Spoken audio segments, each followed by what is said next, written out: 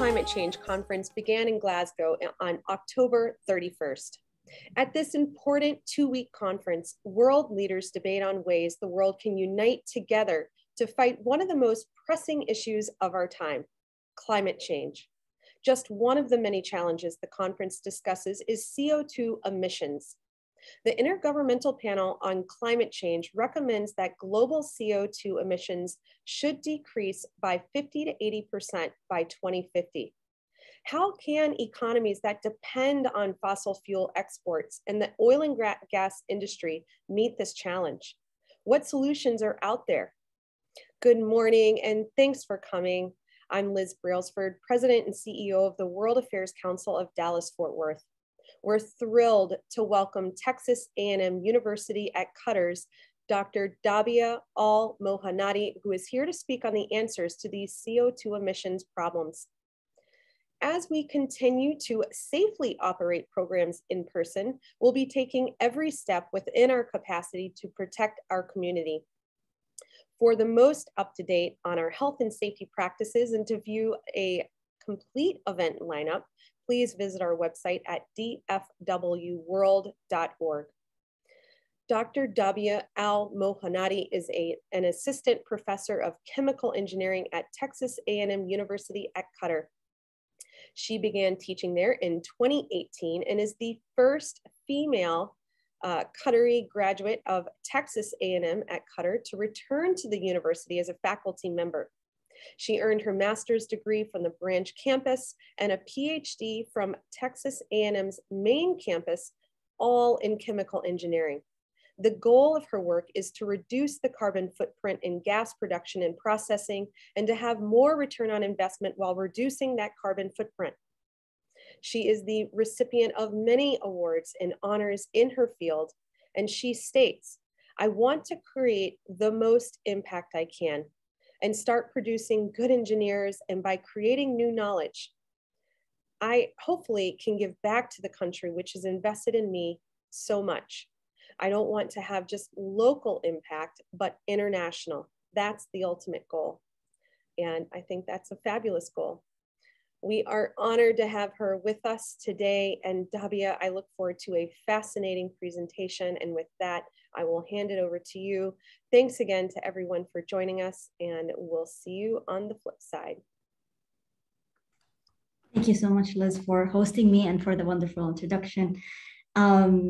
Yeah, we hope to create impact by hopefully reducing our global emission. And today, as a chemical engineer, I'll be talking to all of you. So I'm really happy that I get a chance to talk to you and to get some feedback as well. And so we can brainstorm together on finding the best way to reduce our emissions. I'm really happy to see some questions already in the chat, but I'll start sharing my screen and just let me know if you have any questions later. So Texas A&M at Qatar, just a little background on the campus. It was established in 2003. It's a branch campus from Texas A&M University in College Station, Texas. So we're a branch campus. The campus only has 4 engineering majors, which are the chemical engineering major, mechanical engineering, petroleum engineering, and electrical engineering, along with liberal arts department that support the programs, and science. It is set in a very unique place in Qatar, which has a lot of satellite campuses from the US in Doha, in a place we call Education City. So it has some campuses like the Foreign Policy School from Georgetown, the Communication and Journalism School from Northwestern, the Medical School from Cornell, the Art School from Virginia University, and there's also CMU, which teaches computer science. So we have this unique setup, and we have a lot of cooperation between the US and Qatar in terms of education that resulted in a lot of graduates who are working right now in all fields in Qatar and globally. Just to give you a little background on Qatar, I know you're all familiar with it. So it's just a small country in the Middle East, just a dot over here, and we're surrounded by water from 3 different places. And our official language is Arabic, but English is widely spoken, and it's a desert climate. We have only 2.8 million people. That's everybody who's living in the country. Qatar is in a place where you'd say it's like a dry land or extreme arid land. It is a place where you have zero fresh water, almost zero fresh water, with the exception of groundwater access. The temperature is mostly in the mid, like say in Celsius, like 30s and 40 Celsius. So that's like around the higher end of the temperature that you would consider in the summer. But we have it all year round. We have very low rainfall, and there is also around 40% of the world that lives in this condition, and that's the region that you see over here in gray.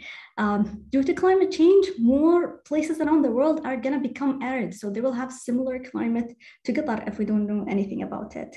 And the hope is to stop this from happening, and to also see how we can work together in terms of exchanging lessons from the arid regions to other regions around the world. Before the discovery of oil, Qatar in 1947, just around that discovery, it only had 16,000 people living in it. That's the total population.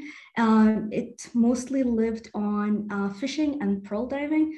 And around that time, there was like the education was minimal, just the Quran schools, and the median age was very low. So there was like a spread of diseases, low education, and no access for water. Along with the discovery of oil and the boom after here as a population in 2020, you can see a fully developed urban country with here the image of Doha. And it has around 2.8 million people living in it. 95% of the population lives in the capital, Doha, and it's always expanding. So ever since I grew up with construction, so I don't know how big the city will get, but it's always growing and you always see new projects.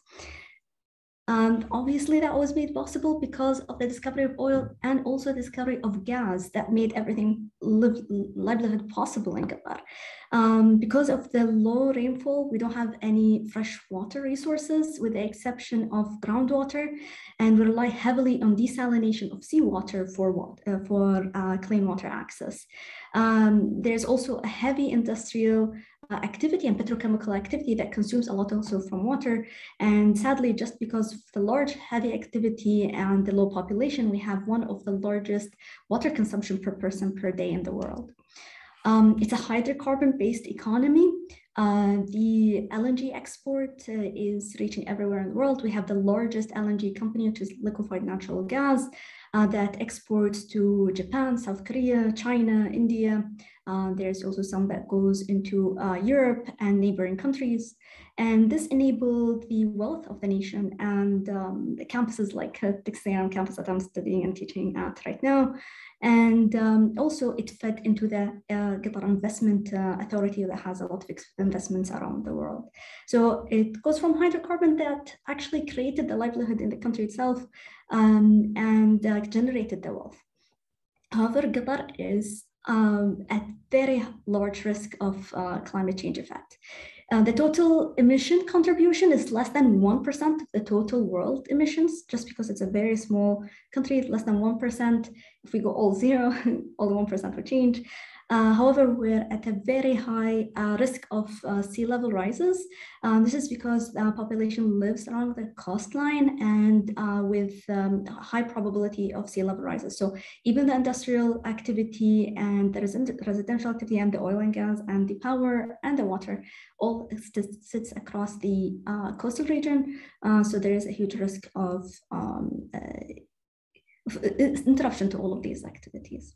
So Qatar has recognized this. So we're in a very unique situation where we rely heavily on hydrocarbons. Yes, we do export the cleanest hydrocarbon possible, but it still has an emission. At the same time, we're at a very high risk of climate change impacts. So the nation has taken some unique leadership in this area. They in COP26, just before that, we announced the 25% emission by 2030 reduction of emissions in the country. There's also been a change in the country itself, changing the oil dependency and the gas dependency to establishing the oil national company to change the name to Qatar Energy instead of oil or gas. There's also mandates to phase out flaring of methane. There's also some initiatives to enhance circular economy, waste recycling, water efficiency, and there is a huge shift towards promoting public transportation locally and electromobility. And also Qatar has invested in with its foreign ministry to help small island nations to combat climate change, because also they have a high probability of also experiencing the impacts of climate change. There's also some partnerships like the Hydrogen Alliance. There's also some partnerships with South Korea and the UK. And recently, Qatar Foundation also has partnered up with Rolls-Royce to fund a startup in the climate region focused to convert carbon dioxide and the other solutions, including adaptation. So we need to reduce our emissions, and we all agree on that. So there has been a lot of commitments over in the past 50 years, but somehow the emission kept rising. With no policy changes, the emission is gonna increase. Their current commitments, the emission is increasing. We're gonna have some increase in the temperature, but we're no close towards the recommended path, which requires more commitment from more countries, especially the big emitters. But recently, there has been some positive plans that have been coming in the news. So in climate change in the US, Biden has come up with a climate policy that was very ambitious. Same thing in the UK. By 2035, they will aim to go towards reducing their CO2 and phasing out completely of coal. And right now in COP26, where the negotiations are still happening, there has been a statement to phase out coals as much as possible in the next 10 years. So by 2030, they try to phase out coal in major economies, and 2040 everywhere else in the world. The sad part is the biggest users of coal has not, till today, they didn't sign this agreement. So China, India, the US, and Australia, they still need to do some effort in terms of committing to that target. And China specifically said some statements like they didn't reach their carbon emission peak yet, and they will reach that by 2030. Fossil fuels, as you know, we use them in power and heating, and we also use them in transportation, whether that was in urban transportation or in shipping or in freight or in flights as well. However, fossil fuels also are a raw material for a lot of the products that we use in our daily lives. That's natural gas, oil, and coal. They end up in products, and these products are integrated in our daily lives. All these products are a result of an industrial activity. So there's an industrial chemical process that not just emits CO2 as part of the heat and power requirement for the process itself, but also as a byproduct of converting natural gas into products or oil into products, and maybe converting any carbon to products.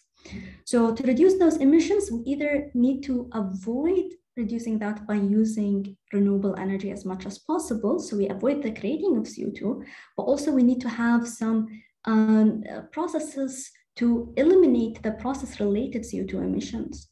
And this could be either carbon capture and storage or carbon capture and utilization and the conversion of carbon dioxide into value-added products. And as of now, there's many routes to convert carbon dioxide to value-added products. We can all make chemicals out of carbon dioxide, and that would be a carbon negative technology that actually takes a very problematic molecule and makes something useful out of it. We can trap carbon dioxide into building materials, making cement out of it, concrete. Also, it can go back into making fuels, but fuels that are originating from CO2, and that will also generate CO2, but we'll have to come up with a clear mechanism to do that. CO2 can be also used in industry as a solvent. It can go into an endless loop, so it means it doesn't have that much emission. And it also can be used as a heat transfer fluid, and also can be used in other applications like medical uses, in welding, in steel, and so on. So there were some studies that looked into what is the cost of climate actions. There was a Morgan Stanley study in 2019 that estimated the cost of around $50 trillion.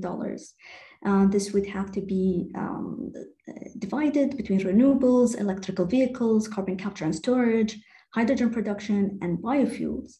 And in COP26, finance firms have joined the net zero pledge, and they actually said, the money is there, but we need the mechanism. So is it actually $40 trillion in renewables, or is it in electrical vehicles? Okay, then how are we supposed to do that? The reality is the cost would vary between countries. It's not going to be the same for all countries. It would depend heavily on the emission profile, on the electricity and power requirement, and the population and the type of industry that exists in that country. So as you can see here, there's difference in emission in the world here, and the largest contributors, you can see it's like the developed countries like in the European Union, the United States, China, and then India is coming. And you can see here the different types of industries that are contributing to those emissions. So there's transport sector, there's also the electricity and heat sector, the manufacturing, construction, and so on. This is also another graph that shows you that how the cost would vary between for different energy production. And you can see here, in, for example, Norway has a very renewable friendly grid that can be integrated and can produce electricity at a cheap price, whereas other countries would have to have a more expensive way of dealing with that. So it seems like it's not going to be one solution, it's not going to be one cost. It would depend highly on the emission profile and to identify also the possibility of the best reduction schemes. In Qatar here, we have a significant industrial sector that contributes a lot to the emissions. So you can see here from the emission profile, only 7% come from transport, 18% comes from electricity and water consumption, and sorry about that. And then you have here 67% that comes from industry. Whereas we can see here in the US emissions, you have a larger segment of the emission profile is coming from the transportation and then the electricity, and to a lesser extent, the industry, but also agriculture would be a big part of also producing that emission, whereas that wasn't existing in other countries. And there's also a wide range of renewable options and nuclear options that can be used in the US that would allow to mitigate some of those emissions, especially in the stationary emissions like electricity and the heat sector. If you look at China, you can see the energy chunk of their emission is the largest. And most of that comes from this yellow part, which is coal. So for China, reducing the emissions to a large extent would be phasing out coal out of this sector, and then focusing on the other uses like the transportation and so on.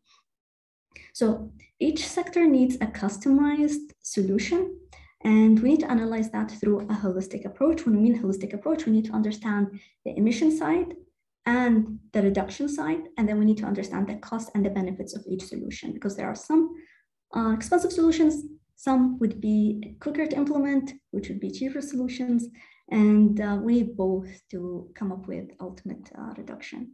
So we need to understand the available CO2 emissions and the CO2 emission reduction schemes, identify the minimum cost pathways, and that could feed into the policy of what's the best policy that could deliver that reduction once we understand what is feasible on the ground and technically. A tool that has been used a lot is the marginal abatement cost curves, and I think you have come across it. It's these curves that look into the amount of CO2 that's being reduced and the required amount of money that's needed. And this would be used to rank different types of emission reduction technologies, whether it was renewable energy or carbon capture, utilization and storage, or carbon capture by itself, or biofixation, and all of the other technologies that can reduce CO2. And usually it would rank the technology from the cheapest to the most expensive per ton of CO2 reduction. However, we've noticed that there's a major thing. There's a lot of secondary emissions that cannot be represented here, and they also contribute a lot to the emission profile, because they would mean that there's no one emission reduction route that is completely 100%, doesn't have any emission.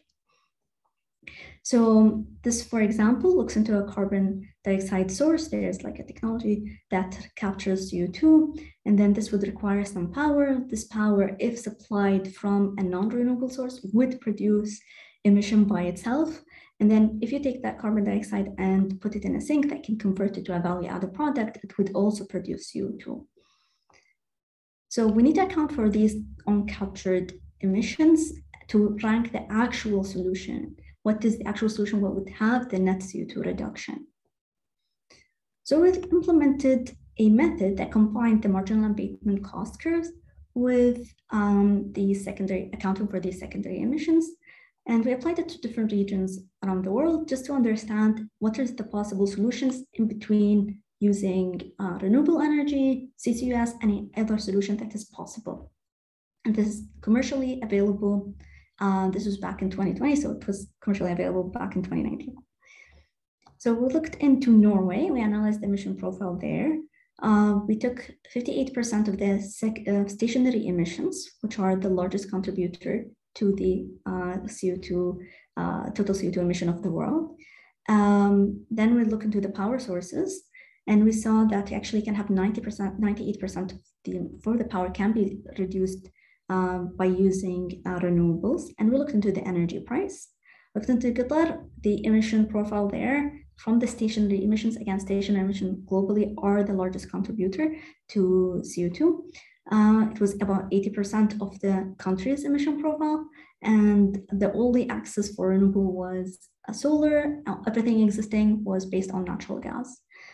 Then we looked into Japan, that is typically an energy importer, and the emission is resulting from about 66% from stationary emissions, and the power sector contributes to 70% from that, and 75% is coming from imported fossil fuels. So Japan used or still imports fossil fuels, and 75% of their emission from the stationary emissions are coming from there.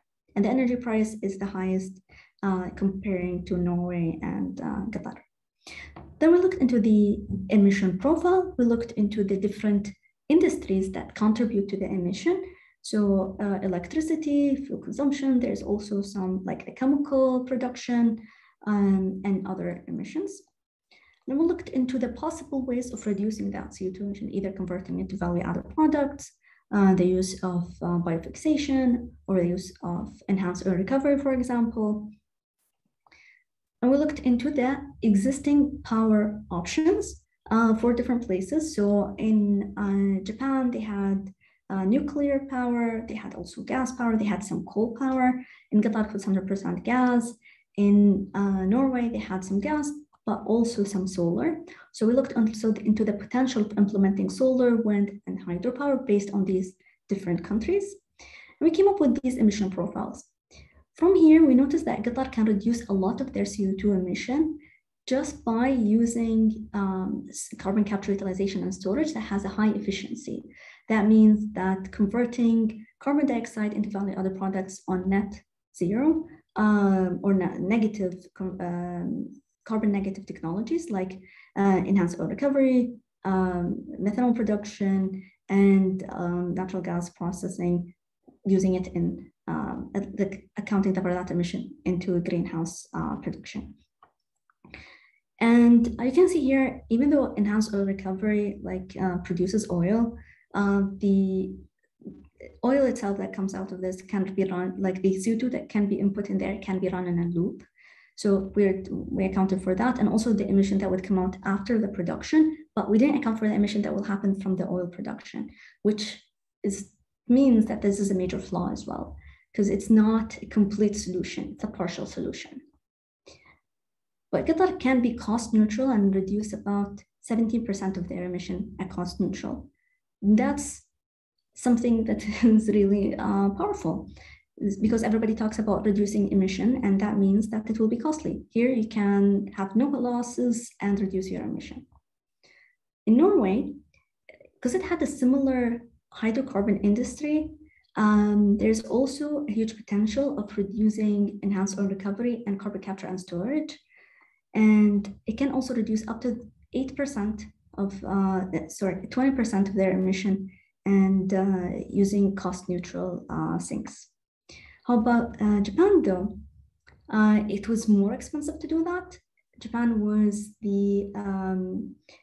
had the largest energy cost and the least access to these geological storage that you would typically see. And it benefited heavily from switching coal to hydroelectricity and switching coal to solar, and also replacing some of the coal by natural gas. And that contributed a lot to the emission reduction. So this CO2 planning tool shows the feasibility of CO2 reduction targets. It communicates back that you need to take into account all the emissions that are generated through the CO2 production, the transportation of that CO2, the replacement of that CO2 with an alternative technology, and the role of incorporating renewables that can replace up to a certain percent of the CO2 emission profile. But you would be left with a chunk that would require conversion because you cannot eliminate it using renewables by itself. You need the help of another type. Either you don't produce it, so eliminate that type of industry, or you would have to convert it into value-added products. And you need to have proper accounting for that, because at the end, if we don't have proper accounting, that means we think we're reducing CO2 emission, but we're not at the end of the day. This work was in collaboration with my colleague, Dr. Patrick Linke, and my PhD student, Mohamed Lama. There has been also some studies that looked into the complete energy transition using renewable energy for the whole world. And here there has been also commercial technologies that can be bought right now, like the use of nuclear, the use of hydropower, the use of PV, and so on. And this was the result. So you can see here a lot of the countries around the globe would be using solar-based PV systems. Some countries would have a mix of technologies, and some countries would use hydropower and wind power. Again, this is just replacing the electrical sector, not the chemical sector, and trying to convert it into becoming renewable as much as possible. What does that mean? It means we need to also figure out energy storage. Because of solar, wind, there's some intermittency problems in the production. So there's a need to back up those either solar cells or wind turbines with some sort of energy storage. And the cost of energy storage so far has been really high. It's just because we haven't invested in it before. And there is a lot of energy storage options. So renewable energy can be stored either in batteries, and that could be like a short-term storage, can be stored in forms of other chemicals, like hydrogen, for example. And that could be a better way of storing. So splitting water into hydrogen to store energy, and then you would have like a green hydrogen can use. And there's also a specific type of storage for different types of applications. Right now, there has been a lot of research into looking into making these storage options cheaper, at the same time more efficient, and implementing resource efficiency, because some of the best batteries that we have right now use a lot of minerals, and those minerals also come from mines that would also produce some CO2 emissions. And at the same time, it can create secondary problems that we don't want. So we always need this holistic overall approach to understand the impact throughout the life cycle of a solution. Second challenge is we need to decarbonize the heat sector. This is especially important in the heavy industry and the petrochemical production, if we're going to have it, or in the products section. This is a very hard way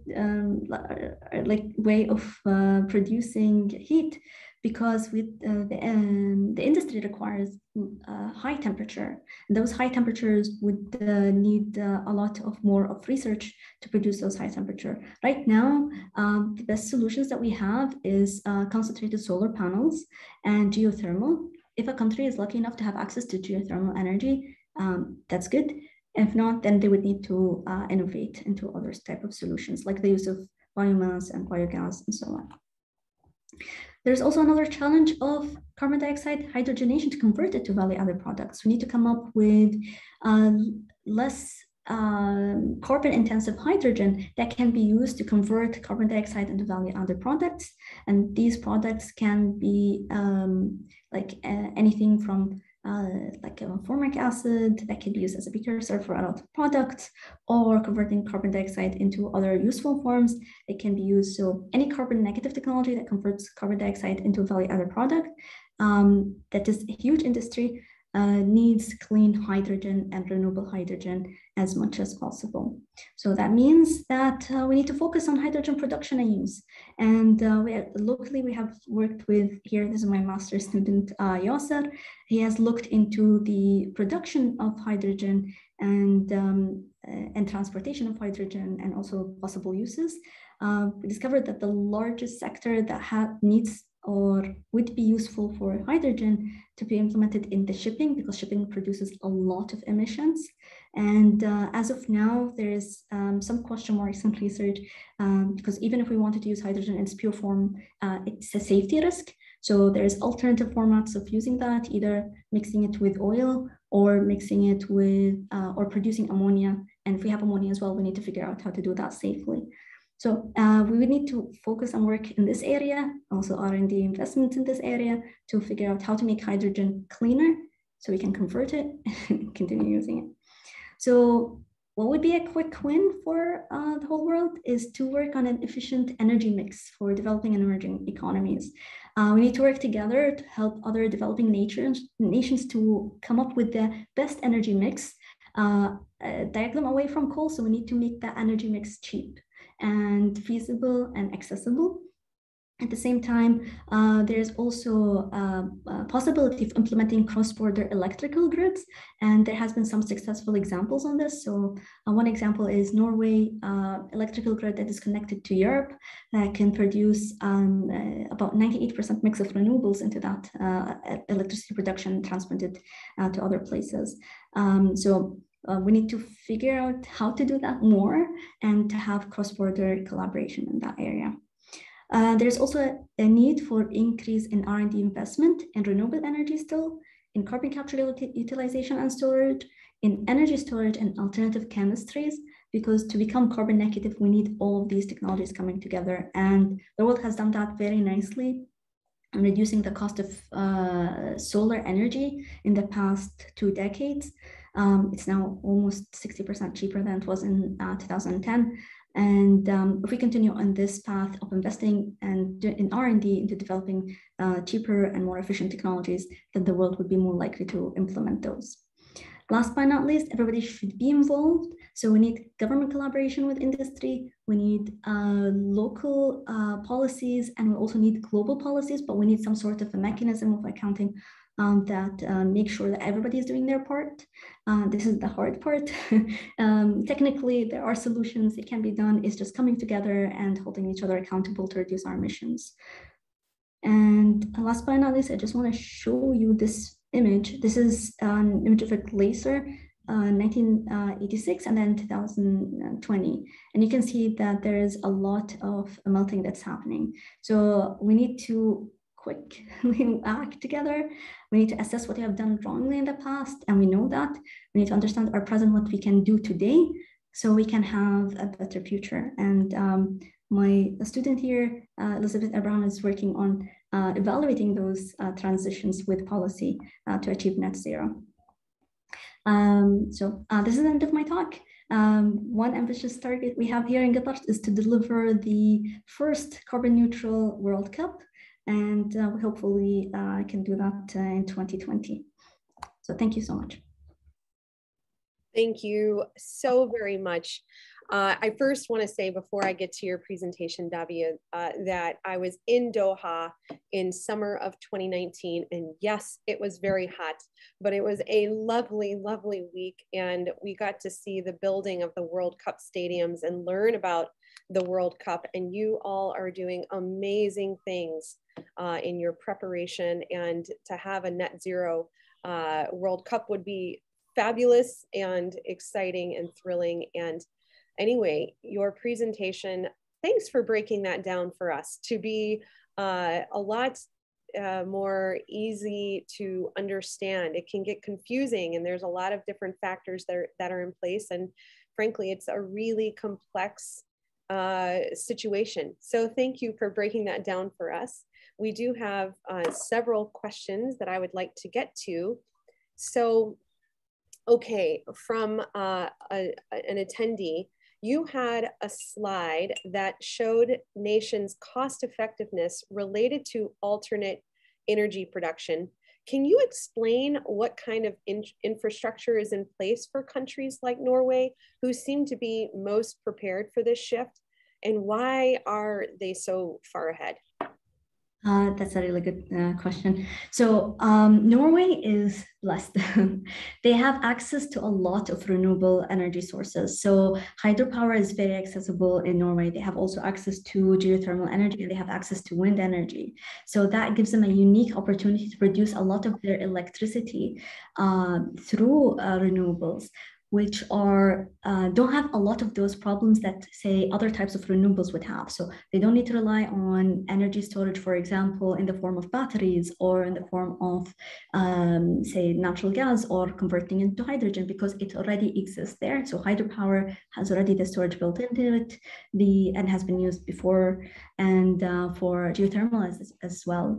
The other thing is they have also very good policies that encouraged the adaptation of local policies that reduce emission. So in Norway, they have one of the best mandates for electromobility. So they have a lot of these electrical cars and charging stations. And I think they have adopted that, and they wanted to be a leader in that area. So they started early. And the population is aware. So they were aware that their continuous emission will just destroy their ecosystem. So they didn't want to have, they wanted to be more eco-friendly. So the population was aware. The policies reflected that, and then they have also the geographical advantage. One thing that Norway has also, they have a lot of the natural gas production that enabled them to have, say, some sort of a disconnect. So they produce a lot of natural gas and export it, especially in the North Sea. However, they don't consume much of natural gas locally. But that, like, income from the natural gas and selling fossil fuels fed into their investment fund that also is kind of provided, say, stable wealth for the country. So there's some lessons to learn from Norway.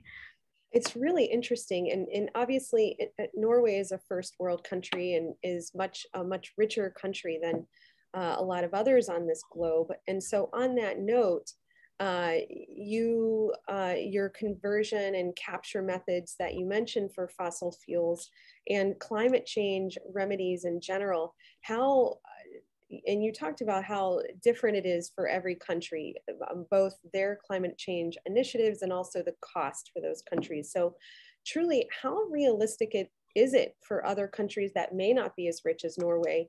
How cost prohibitive is it? And then how realistic is it really?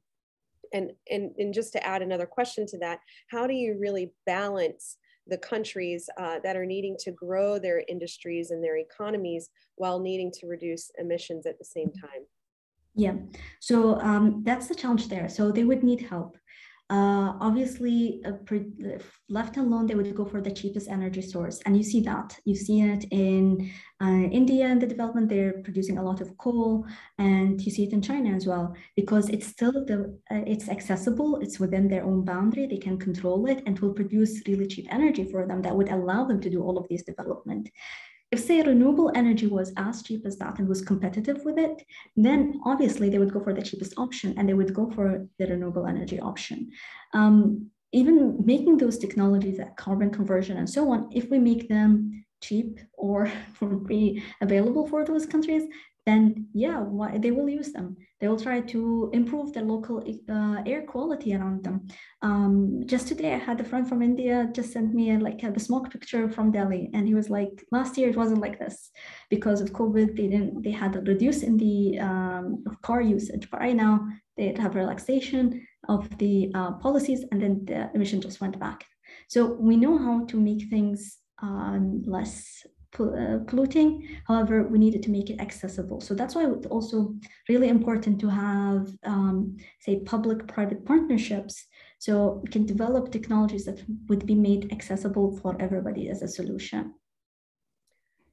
So, okay, two things from that. You mentioned coal.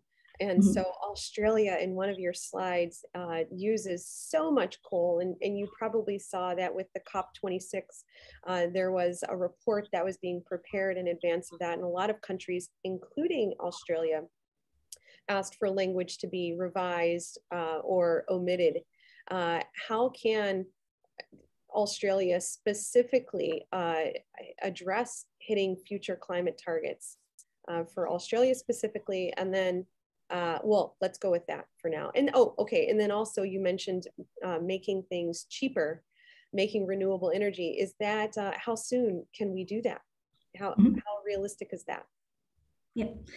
So for the first question in Australia, I'm not an expert on it, but there has been also some changes in their government. So back in 2012, I think they did adopt one of the earliest carbon tax in the world, I think after Europe.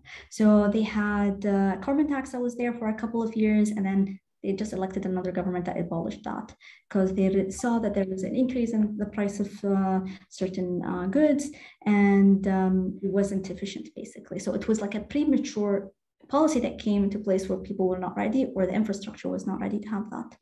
And also Australia has a lot of LNG that they're trying to convert into hydrogen, and then exchanging that through trade to Japan and other Asian countries that would buy their hydrogen. So there has been some positive development there. They have also like one of the most efficient solar to power production ratios, especially that they have a large region to do that. But it seems like the policy has to be on top of that. So it's not like, it's not a technology solution. I think it was the cheapest option. And there needs to be there's a need for like a stricter policy and accountability from the world. In terms of solar and the renewable energy that became cheaper, it became cheaper because people were investing in it. They deployed it in projects, and because of that, the price came down. So if we do the same thing for different options, like the batteries, for example, and there's a lot of studies that have been done that in the next 10 years, the price of battery would also reduce to 20 or 30%. And that's a positive trajectory. In the US, there's some projects that are already looking into large-scale battery storage. I think there is one Tesla facility that's trying to do that. And so industry itself is going to innovate because they want to be a leader in that area, and they want to have that future market because it's going to be a need for everybody. So they would develop their technology to become cheap enough. And I think we leave it to the market. It will get there. It's just they need some motivation. I hope that we can eventually get motivated to do that. There's a couple of questions about world summits and climate change conferences and things like that. One of the, I'm going to ask both of these together because they tie in. Is it feasible to have such a summit, like a climate change conference or summit, without the biggest users of coal being there? Can the world do much to prevent coal's damage without their support?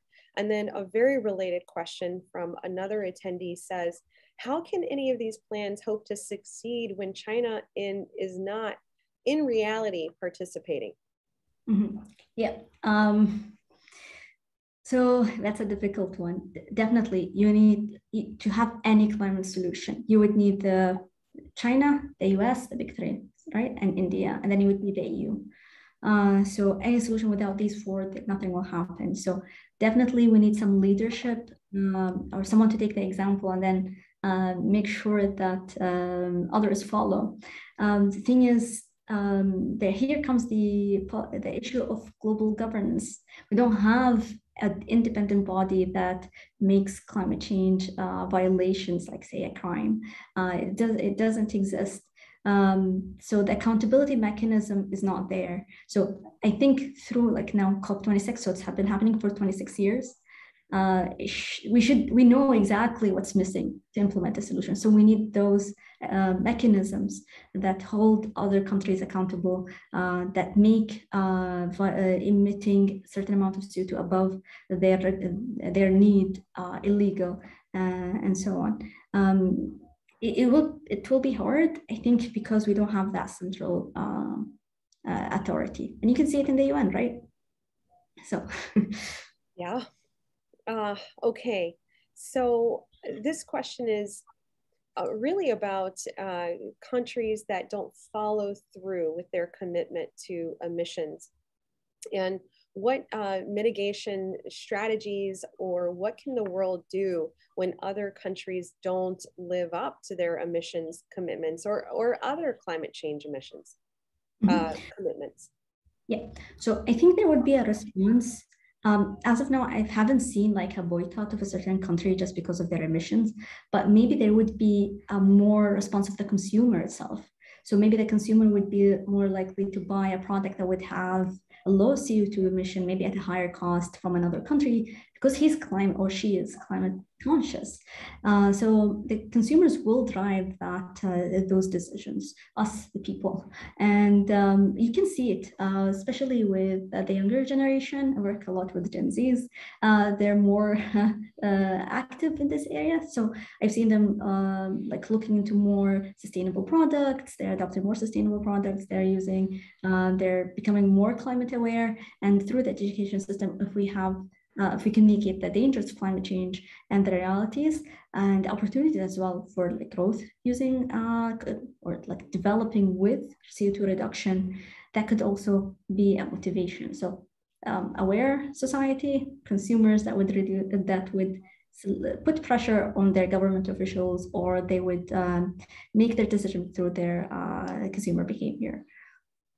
You mentioned the youth and in Generation Z, which is now will soon be entering the workforce. And there is a question about getting youth more involved.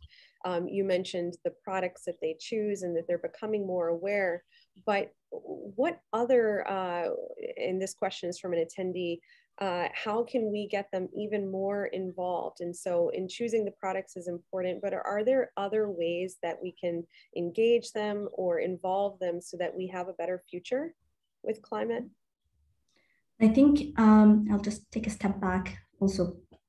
For the previous question, I didn't finish my answer. I think there was also carbon accounting. I don't know if I mentioned it in the talk, but carbon accounting, carbon transparency, that would be really important. So we know who's violating and who's not. And doing that, I think it will just expose a lot of the current, say, people who don't, or countries that don't live to their commitments. Involving the youth, I think, through the education system. So we should change the way of thinking of, say, starting from like a very young age. So now, for example, like my little cousin, he's 6, he was telling me about climate change. Like when I was 6, I don't know if I knew about climate change. So it seems like through the education system, early on, educate them about the ecology and educate them about the environment and about what's happening, it would be really important. Involving Gen Zs in the decision-making through, like, say, COP, for example, that would be powerful because they will be living in the reality that we're shaping today. So in the next 30 years, they're still going to be living here, they'll be working, and they would need to be living with the consequences of what's happening due to our climate policies today. So I think through more of these conferences, that could be one possibility, but also through universities and universities working together or changing the curriculum to include climate change and adaptation and consequences and so on. It seems like a no-brainer. I mean, like, I think everybody's doing it already. It's just we need to wait. So this question is about biological diversity. Just to switch gears a little bit. After the 2019 International Agriculture Exhibition, Qatar announced an initiative to plant 1 million trees by 2021. How has that initiative impacted biological diversity, improved air quality, or reduced the country's carbon footprint? Yeah, so I think that was 2 weeks ago when they finished it. So we haven't seen the impacts of the whole 1 million trees yet, but Qatar did invest a lot in mangrove development. So they around the coastline, I think if I don't know if I can show you the picture, it doesn't show it. There's like around like the coastline in the north, so around Al Khor and those areas, we have a lot of mangroves that reduce CO2, and they are actually grow in salt water. And we have a lot of natural preserves there. And that helped a lot with the biodiversity that we have seen a lot of the bird population migrate that used to migrate, say, from Africa and stuff in Qatar coming back. There's also some laws that prohibited hunting of certain species. And there's also some laws with heavy fines on hunting of native turtles and so on. So there has been, I think that was one of the wins for the ministry here of municipality and environment that was able to do is implement those strict policies. And I think they went ahead with like a scheduling and of like the hunting seasons and so on. We hope that we're going to have more biodiversity there. I think one of the forestation projects was using TSE, which is total treated sewage effluent water, which is a byproduct right now and it's not being used. So to plant those trees using water that is coming out of residential activity. So that means that we have more of like a circular economy, and we will see the benefit of that with the time. Well, really interesting. Someone asked, what is a circular economy? And you just mentioned it again. So can you explain that briefly? Yeah, so circular economy is now a new thing. It's an idea. So there's a lot of, it's like a philosophy of reusing the products or the materials that we produce, that we don't do something that has an end of life and that you just dispose of it, but you actually think about how can I use it again and reincorporate it into either another value-added products or transform it back to become a raw material again. And it can mean a lot of different things at different scales. So it could be just as a person, continue using recycling, continue using your things as much as possible. On an economy, on a larger scale, it means that we need to make sure that we are integrated. So the agriculture sector doesn't work by itself independent of the industry sector. It doesn't work independently from, say, the transportation sector, but all of them feed into each other. And taking more of a holistic approach, like we're looking at the overall picture, what are the possible wins there? What could be put back into the system and reused in a way? And that's one of the aims. As of now, there's no 100% circular economy, but if we all try to be more circular, that means we're going to have less waste production. That means we are more resource efficient and better for the environment. We're seeing a lot of that in our products these days.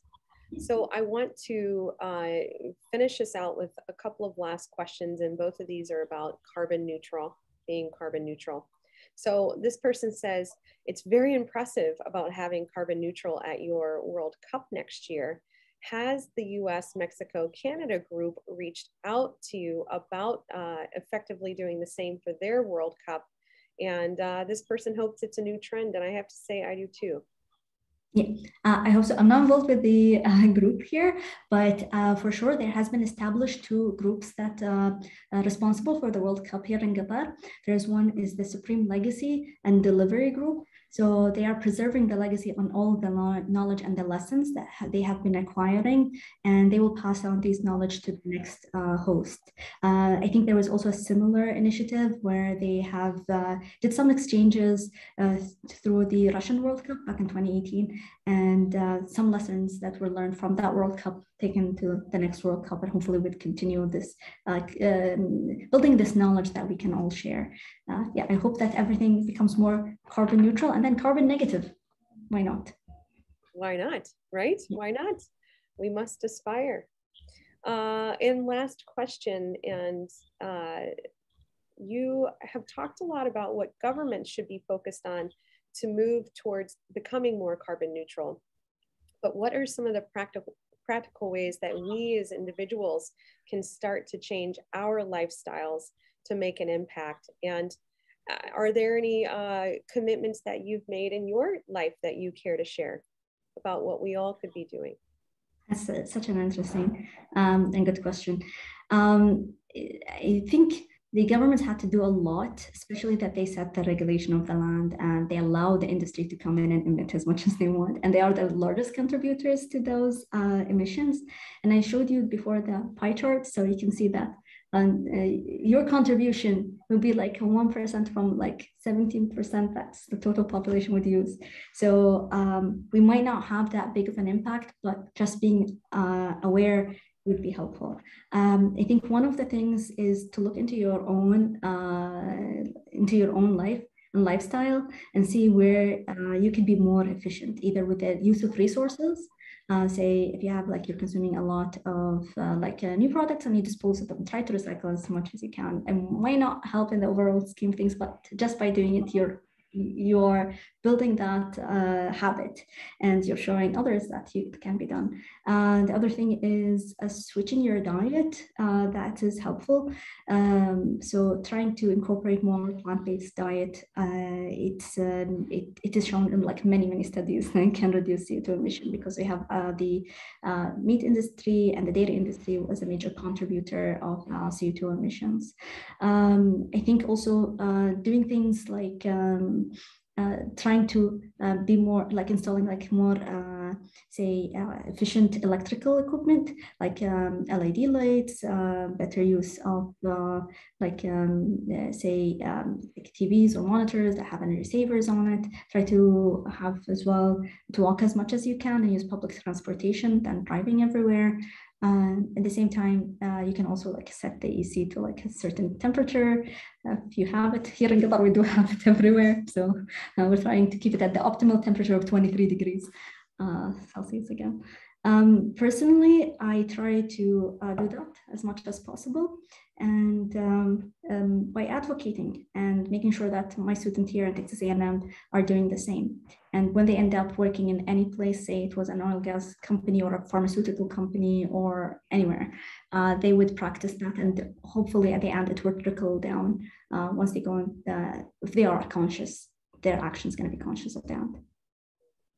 We can all make an impact and participate, although it may be a bit of a smaller impact, but that's really good to hear. And I think that's a very positive note to close us out for today.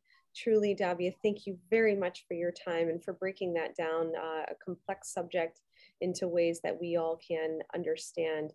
So thank you for your time. And I just want to remind everyone to check out our website at dfwworld.org to view our event lineup. I hope that you come to our programs in person coming up soon, starting on Tuesday night is the next one, and to also become a member. If you are not a member of us yet, please do join us. I'd love to meet you in person. I'd love to have your engagement. And once again, thanks so much. Have a great evening, Davia, and have a great afternoon, everyone on the webinar. Thank you so much. Thank you, Liz. And thank you, everybody, for listening.